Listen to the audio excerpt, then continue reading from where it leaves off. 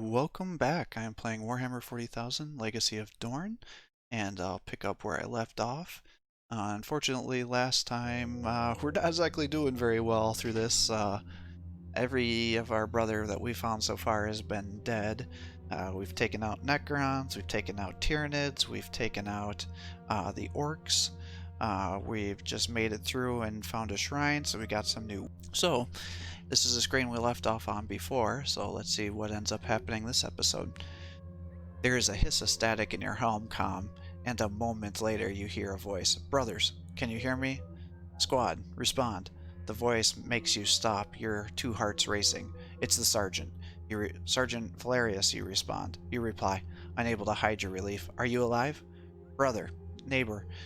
Various's voice comes again, your brother sergeant no longer able to hide the pain that comes through in his words. Thank Dorn. Where are the others? Are they with you? You are unable to hide your own sadness as you tell the sergeant that what you know of the fate of the rest of the squad. You finish with a question of your own. Where are you, sir? The teleportarium malfunctioned, became separated. Found myself in this wreck. Sorry about that. This wreck.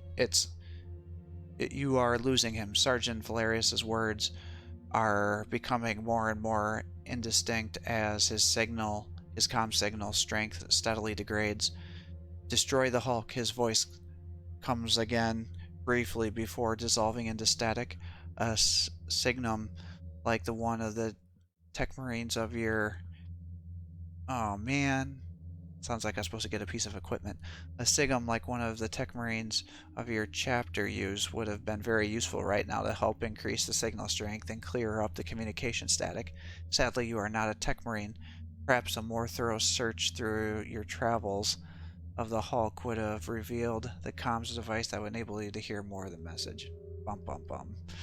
At least you now know that your brother Sergeant Valerius still lives. According to the signal your aspect you are receiving from his armored suit, Valerius is somewhere within the next section of the Hulk, which happens to be formed with the wreck of the Retribution class battleship.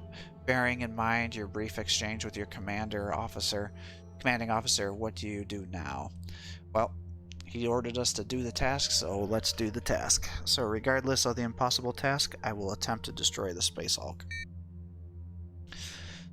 Sergeant Valerius has charged you with a mission worthy of a battle brother of the First Company, that of destroying a drifting derelict.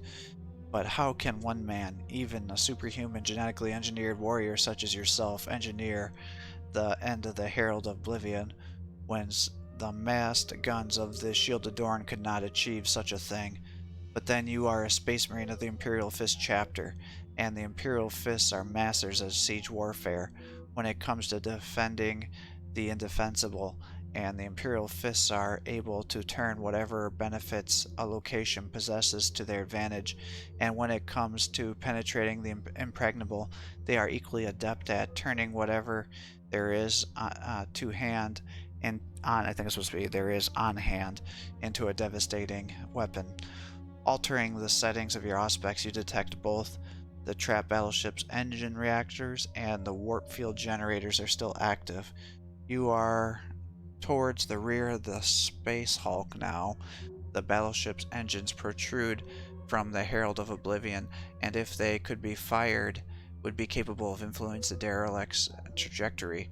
Recalling what you know of the Hulk's current course, if you were to overload the engine reactors, the explosion might well be enough to nudge the Hulk into a bearing that would ultimately result in it being caught in the gravity well of Sargon's system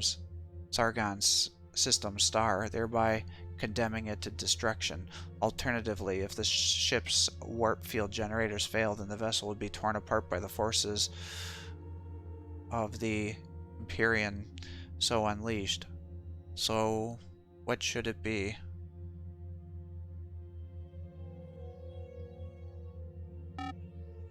Let's head for the reactors. Let's go for the reactors.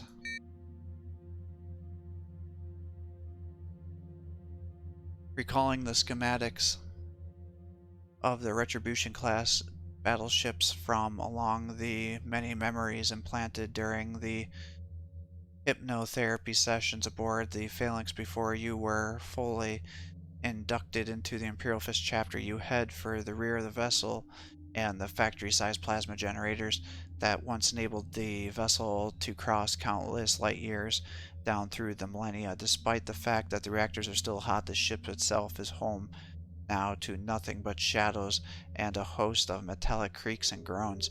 It is as though you were nearing the vast vaulted chambers that house the ancient reactors, that a blip on your auspex alerts you to the presence of another living thing nearby.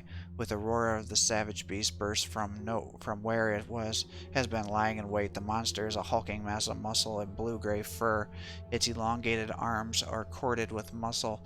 Its hideous bat-like face is malformed by multiple eyes and sensory pits, as well as being split by a cruel maw packed with terrible fangs. It also possesses a barb-like reptilian tail that ends in a bony barb. I have no idea what that is. Shrieking like a banshee without a second thought, the Dorian-clawed fiend. Oh, I guess it tells me. I still don't know what that is. And its adamantium hard talons are perfectly capable of shredding your Terminator armor to bits.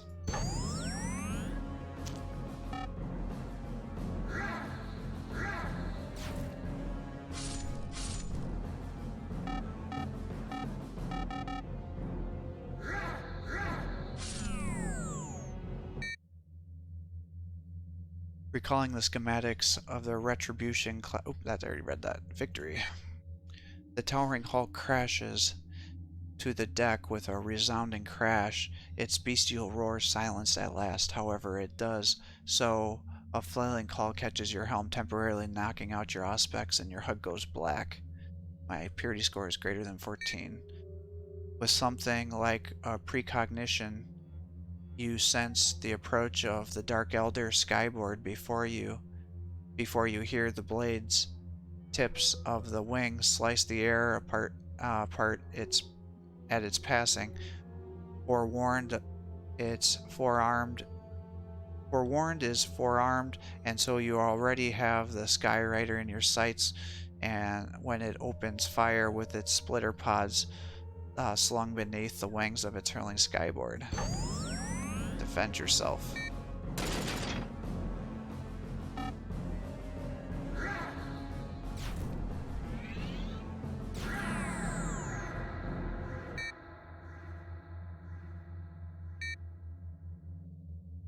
The Beastmaster and his pet are no more, but you keep a wary eye out for any more of their kind as you complete your journey.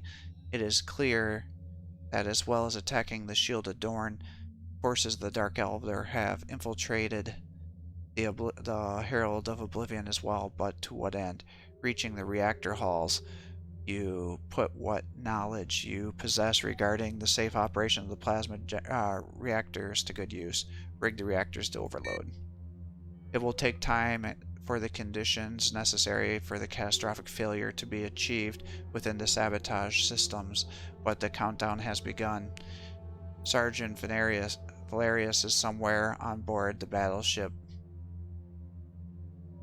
and you have to lock on his signal. You have a lock on his signal at last.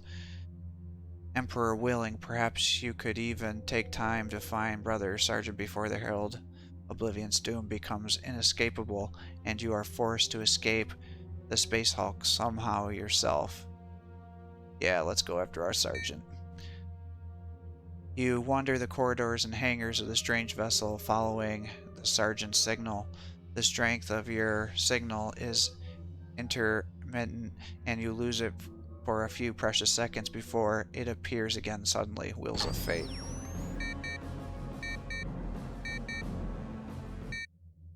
The signal grows stronger.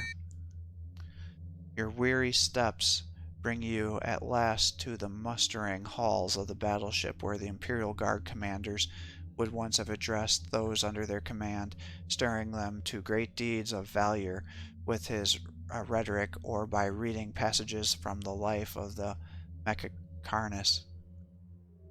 But a usurper lord has set up his court in the shadow of the defamed Imperial Eagle aboard his personal rider transport surrounded by his cattle slaves and minion mercenaries, is a sinisterly handsome, androgynous.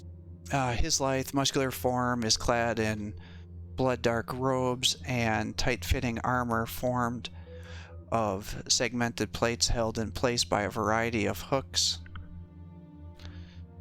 and serrated blades that pierce his alabaster skin. His hair is tied in an elaborate top knot, while precious gems have been implanted into the sparse skin of his high forehead.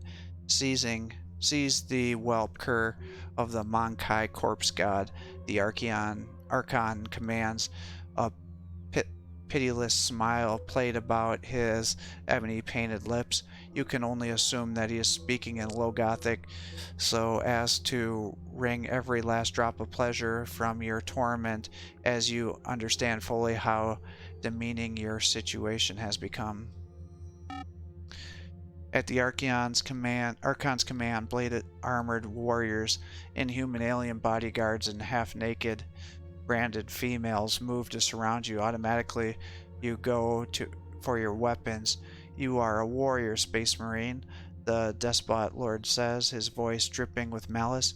Yield to me, and I, Tenenbrax Nox, Archon of the Cabal of Endless Night, promise that your death, when it comes, shall be not an ignoble one, standing alone against the full might of the Archon's depraved court of pain and pleasure seekers. What do? Resist the forces, even though such action may appear futile, or accept the truth of the situation and surrender? Nope, we are going to fight. We are a Marine. Despite the desperate nature of the situation you are in now, you run over towards the Archon's raider, screaming, I shall never yield to you. In response, Tenenbrax Nox gives you a squeal of cruel delight as a coven of barely clothed witches leap from the gun walls of the raider, razor flails whirling about their heads, hydra gauntlets and punch daggers honed to molecular sharpness on hand, ready to reap a harvest of blood for their sadistic master. Warning, the fight only lasts 3 rounds.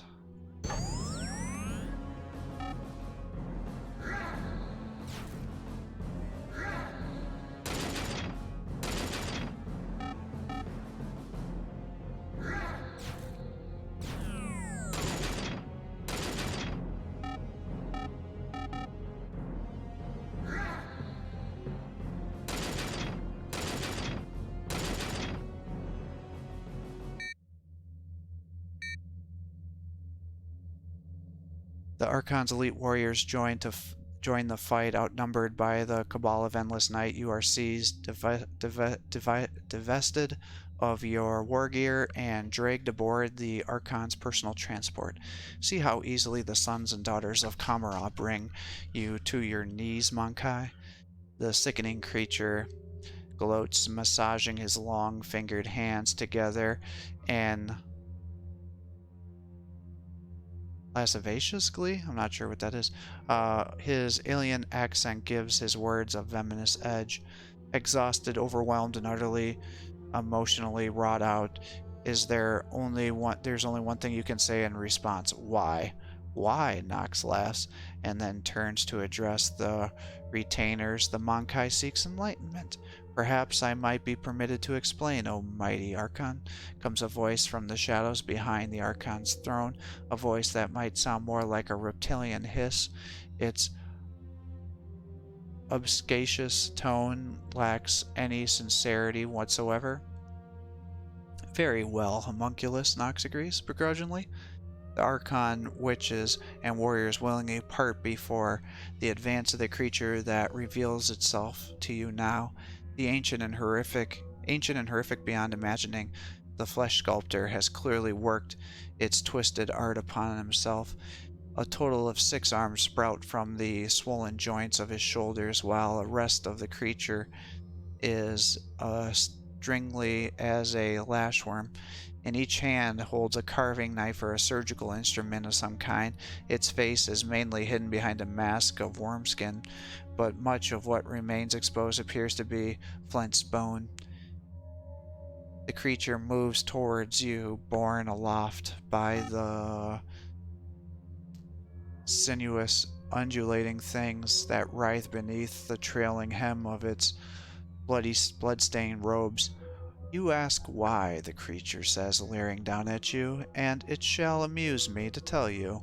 It was the Archon Nox's desire that we arrange for the Warp Wanderer to emerge from the dimension of demons at this time and place, that we might lure a cadre of Space Marines on board.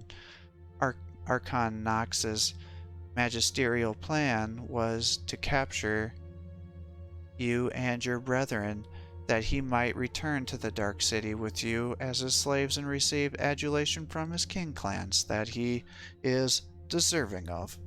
The surgeon torturer takes a sucking breath that bubbles with saliva, and you become unpleasantly aware of the mewling of writhing horrors tying themselves in knots around the homunculus's clawed feet. However, the most gracious Archon Nox decreed that the prophets of the flesh, under the guidance of I, Dravel Crouch, be permitted to harvest your gene seed for our own purposes. You feel a sick to the pit of your stomach, making a conscious point to not looking at the apothecary's equipment affixed to your arm. This unholy creature desires your chapter's DNA above all else, and you have brought it right to him. But you fascinate me, the homunculus drools. You look at the meat smith in the eye, and then, but do not give the horror the satisfaction of a reply. It was you who first asked the question why. Are you not curious now? Are you not curious why you were saved the indignities visited upon your brethren? Do you not wonder why the dark muses have permitted you to survive this long? Do you not believe that fate itself has marked you out for some reason, some higher purpose? You are so bound within the knotty skein. How can you not believe it to be so? The homunculus's words chill you to your core, because you are beginning to wonder why yourself, and you don't like the answers you are coming up with. For some higher purpose? Puh, the Archon spits. Fate has forsaken this one. See how the mighty are fallen. You could certainly do with some kind of divine intervention right now. Perhaps you would inadvertently set a sequence of events into motion. Something ancient perhaps fell to its doom. I believe that strange fate has come to my rescue. A chugging boom of twin-linked bolters firing reverberates from the walls of the mustering halls as the explosive echo of mass reactive rounds fades. It is replaced by a blasphemous bellows of heretical credo declaimed in a voice that you recognize, which is more of a roar than a voice that sends a dagger of ice stabbing at your guts. Held immobile before the Archon's throne, you turn your head and see an immense form of Xanthal, Angel of Vengeance, wreathing in smoke as it clashes through a yawning bulkhead hatchway. Incredible as it may seem, the Ancient somehow survived its fall and has been tracking your progress through the Space Hulk ever since, only catching up with you at this precise moment in time. It's almost as if fate had planned it to be that way. The dreadnought stands there, suddenly silent and motionless, as its armor auguries read the battlefield before it. And then,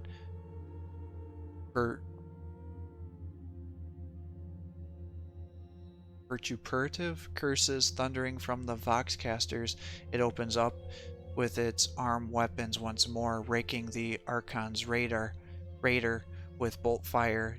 It is just the distraction you needed, seizing your stolen weapons from the Cannibalite warriors who robbed you of them in the first place. You cut down the Archon's elite in vengeful fury before they know what's going on. It's my health. 25. Under fire from the dreadnought, the Dark Eldar are caught off guard as you raise to your feet with a cry for Dorn and the glory of him enthroned on earth imparted in your voice as strongly as Saramite. You focus your attentions on the depraved Archon as his bodyguards move to intercept your attack.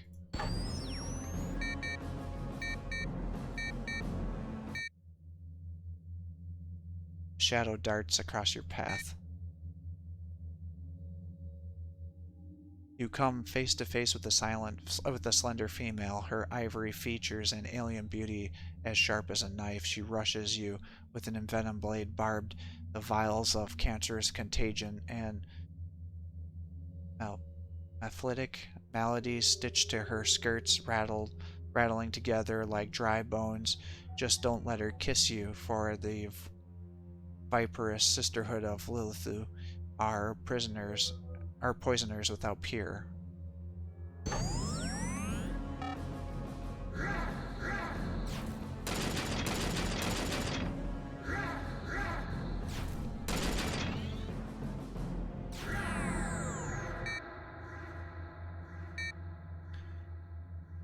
Bludgeoning the opportunistic Cannibalite warrior who charges you next to the deck of the radar, you come face to face with the Lord of the Cabal of the Endless Night at last.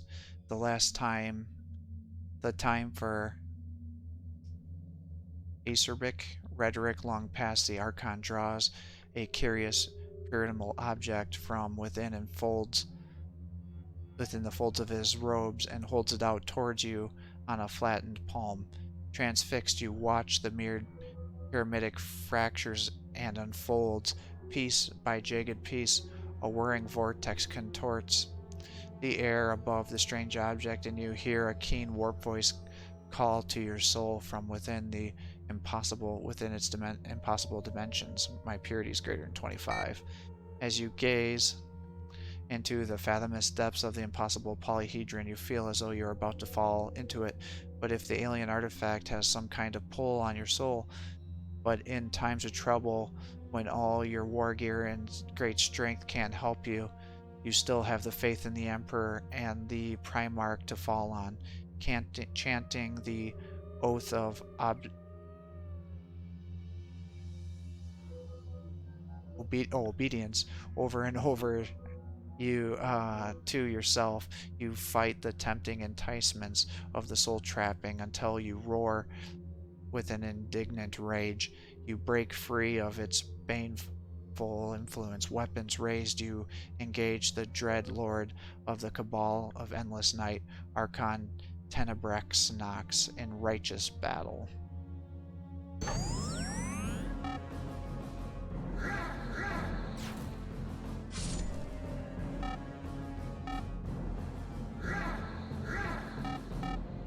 Boy, I guess I better just stick with range.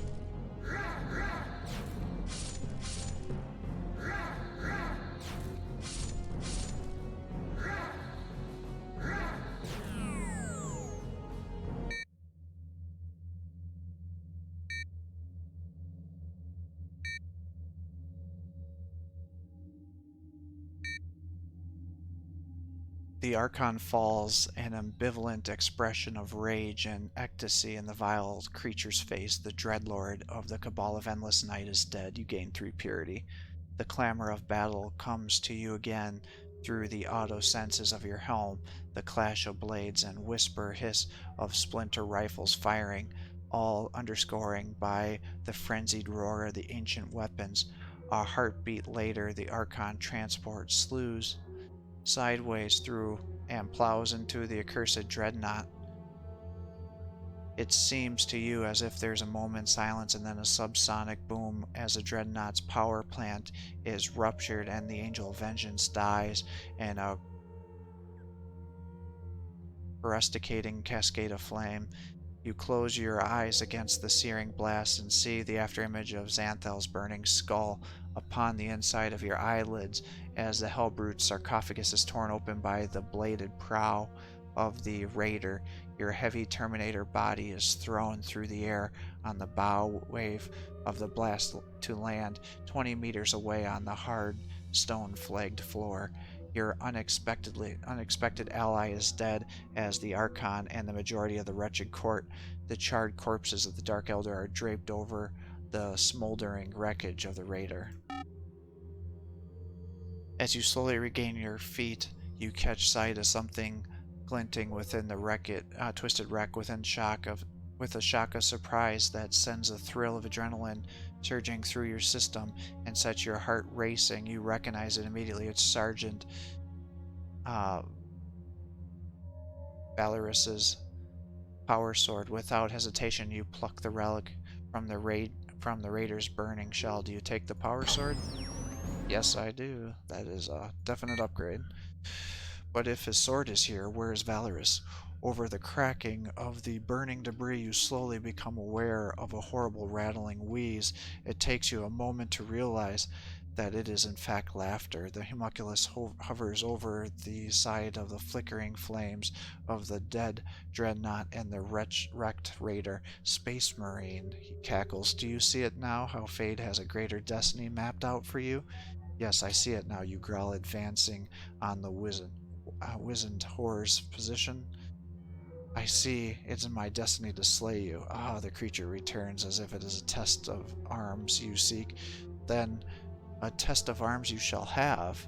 With the homunculus still speaking, the warp portal crackles with black lightning and something emerges from it, accompanied by a whine of anti-gravitaic propulsion system that you hear even over the silencing shears of bladed forearms. Twice as tall as a man and bristling with barbed hooks and snagging chains, the arcane engine looks as much like a mobile torture chamber as does the homunculus's guardian pain beast. As this appalling amalgam of organic and mechanical glides over the wreckage-strewn stone plagues of a knot of cold horror, like a ball of ice forms in the pit of your stomach. You do not think that it could be any more disgusted by the Dark Elder than you were already, but you were wrong. Locked within the segmented carapace of the Talos pain engine is a body in torment. It is a muscular bioengineered form of a space marine, and its imperial fist, no less, its brother Sergeant Valerius. His arms have been removed just below the elbow and spliced to crab-like mechanized claws. His legs are gone too. The lower part of his body has been grafted to an artificial augmetic that is part distended spinal column and part agony-inducing weapon of war. The homunculus's behest, the monstrous machine hums even closer, while from behind the blank obulented, I don't know what that word is, helm that has been clapped over the sergeant's face comes a roar of fury. Kill. In a distant part of the Herald Oblivion, you hear a low-level rumbling. A plasma reactor you set recently overloaded and begun their inevitable course towards the destruction. You know the outcome will result in the Hulk being caught in the gravity well of Sargon's Sargon System Star, which means certain doom for you and the Xenos infestation. Destroy the engine before it's too late. The pain engine prepares to meet your attack with scissoring claw blades as stim plant injectors depress, giving Valorus's modified nervous system an adrenal boost. With both you and your sergeant giving voice to the battle cry of the Imperial Fist, you engage the pain engine. Imprisoned himself, unable to help him.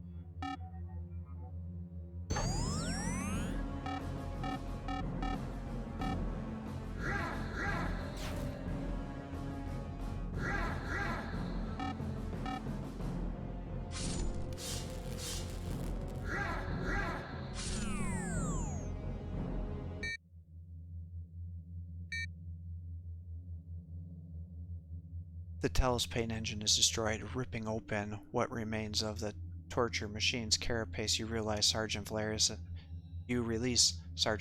from his unending torment. "Thank you, brother," Valerius gasps, his voice barely more than a breathless whisper. His eyes, close to your HUD, registers his weakening heartbeat. Valerius is dying. His body is beyond saving. There is still one service you can perform for your sergeant, and that is recovering his progenoid for the gene banks of the apothecarium to recycle into another neophyte battle brother.